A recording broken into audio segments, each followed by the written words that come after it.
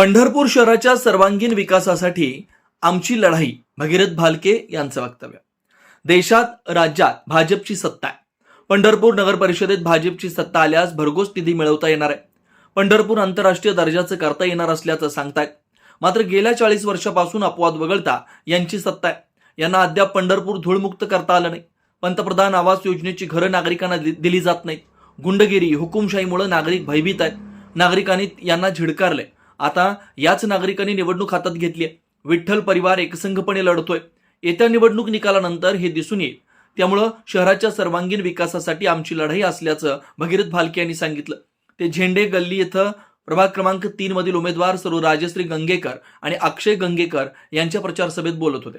यावेळी भगीरथ भालके, नगराध्यक्ष पदाच्या उमेदवार डॉक्टर प्रणिता भालके, प्रभाग क्रमांक 3 मधील उमेदवार सर्व राजश्री गंगेकर, युवा उमेदवार अक्षय गंगेकर, नागेश गंगेकर, शालिवाहन कोळेकर, मोहम्मद उस्ताद आदींसह पदाधिकारी उपस्थित होते. भगीरथ भालके म्हणाले की देशात आणि राज्यात जरी भाजपची सत्ता असली तरी यांना शहराच्या विकासासाठी निधी दिला जात नाही. देवाच्या नावाखाली निधी मिळवला जातो. विकास कामांच्या नावाखाली तेच ते ठेकेदार काम करतात. नगरपालिकेच्या शाळांची दुरावस्था आहे. ही दुरावस्था ठेवल्यानं स्वतःच्या खाजगी शाळा दिमागात सुरू आहेत. विकासाच्या नावाखाली डीपी प्लॅन मध्ये लोकांची घरं पाडली. स्वतःच्या घरे, बँकांच्या इमारती मात्र वाचवल्या. स्वतःकडे सत्ता असताना शहरातील धूळ, पाणीपट्टी, नमामी चंद्रभागेच्या कामांचं काय झालं? कामात मोठा भ्रष्टाचार आहे. आषाढी ते कार्तिक यात्रा 3 महिन्याच्या कालावधीत शहरातील खड्डे बुजवण्यासाठी 5 कोटींचा निधी आला. मात्र खड्डे जसेच्या तसे असल्यानं तो निधी गेला कुठं हेच नागरिकांना सांगा. 1982च्या मास्टर प्लॅन मध्ये घरे उद्ध्वस्त झालेल्या नागरिकांना अद्याप मोबदला दिला जात नाही आणि आता त्याच नागरिकांच्या पाया पडून मतं मागतात. विकास कामं केली असती तर अशी पाया पडण्याची वेळ आली नसती असं म्हणत भगीरथ भालके म्हणाले की आमची लढाई ही पंढरपूर शहराच्या सर्वांगीण विकासासाठी आहे, तसेच धूळमुक्तीसाठी असल्याचं सांगितलं. डॉक्टर प्रणिता भालके म्हणाल्या, मी निवडून नगराध्यक्ष झाल्यावर पहिल्या प्रथम नगरपालिकेची बिल्डिंग दुरुस्त करणार आहे. तसेच नगरपालिकेचे बंद पडलेल्या शाळा सुरू करणार आहे. शहरातील अनेक हेरिटेज प्रॉपर्टी आहेत, त्यांचं जतन करून नदीची दुरावस्था दूर करण्यात येणार आहे. नदीवर चांगले घाट बांधून तिथं व्यवसाय करणाऱ्या महिलांना न्याय देण्यात येणार आहे. चंद्रभागा नमामीच्या नावावर चंद्रभागा नदी स्वच्छ करण्यात आली. या नदीमध्ये देवाचे फोटो, हार, फुले, तसबिरी पडल्यात. नदीची स्वच्छता करणं हे प्राधान्य राहील. समाजातील प्रत्येक घटकाला न्याय आणि भयमुक्त पंढरपूर हाच आमचा नारा आहे. स्वर्गीय भारत नानांच्या विचारांचा वारसा पुढे आम्ही घेऊन जातोय. पंढरपूर शहर धुळीत माकून गेलंय. पहिला प्रथम गावातील धूळ आम्ही नष्ट करणार आहे. तलवारीवर साचलेली धूळ दूर करून ही तलवार धारदार करा आणि आम्हा तिघांनाही या निवडणुकीत निवडून द्या असं आवाहन डॉक्टर प्रणिता भालके यांनी आपल्या भाषणात केलं.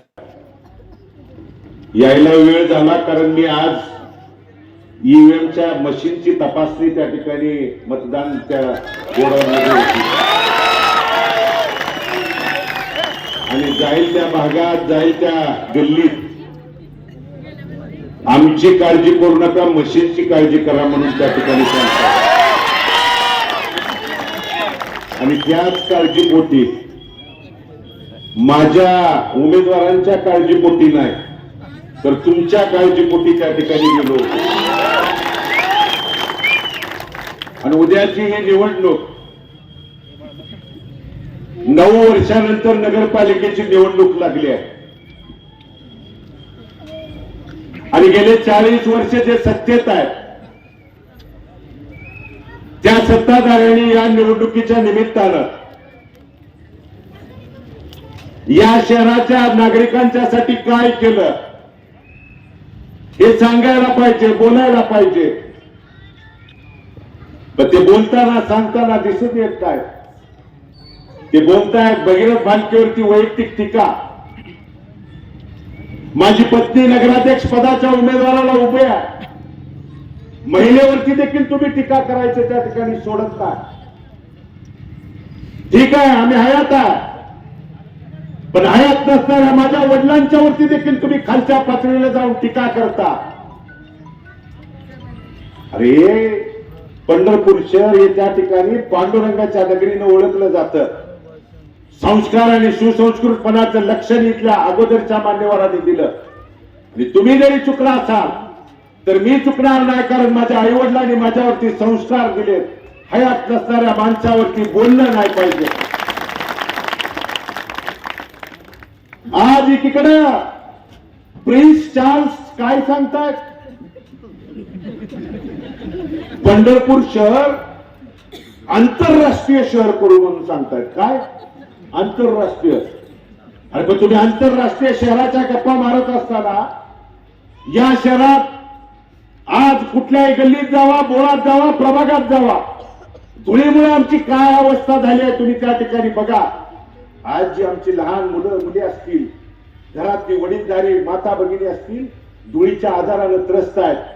दवाखान्याचा खर्च किती होतोय? आज प्रिन्स चार्ल्स 3 दिवस झालं रस्त्यावरती फिरतायत, घसका लागला. काल भाषणात घसा खराब झालाय म्हणला. 3 दिवसात झाला, 3 दिवसात. अरे आमची माणसं वर्षानुवर्ष धूळ खाते, कसं जगताय तुम्ही बघायला आला नाही येणार? कशी येतील हो? आणि एकीकडे जाऊन सांगतायत आम्हाला गल्लीन बोळं माहित आहेत. गल्लीन बोळं का माहित आहेत? कुठल्या गल्ली बोळात एखादा ओपन स्पेस शिल्लक आहे का हे तपासायला गल्लीन बोळं माहित आहेत. कुठला भूखंड शिल्लक आहे का? कुठली जागा शिल्लक आहे का? मग जर तुम्हाला 40 वर्षात गल्लीन बोळं माहित होती तर आज धुळीची परिस्थिती बघा, आपल्या रस्त्याची परिस्थिती बघा. खड्ड्यात रस्त्यात का रस्त्यात खड्डा आहे आपल्याला तपासावं लागतंय. आज देखील आपल्या या परिसराला पिण्याचं पाणी मग आळ्या असतील किंवा मैला मिश्रित, विष्ठा मिश्रित पाणी प्यायला मिळतंय. कुणामुळं? तुमच्यामुळे. तुम्ही त्या ठिकाणी सांगायला त्या ठिकाणी तयार नाही. आज आपल्या नगरपालिकेच्या शाळेची परिस्थिती माता भगिनीनो, तुमच्या प्रत्येकाचा मुलगा मुलगी ज्या शाळेत जातो ती परिस्थिती बघा. कुणामुळं? कारण नगरपालिकेच्या शाळा चालल्या तर कर्मयोगी कशी चालेल? कशी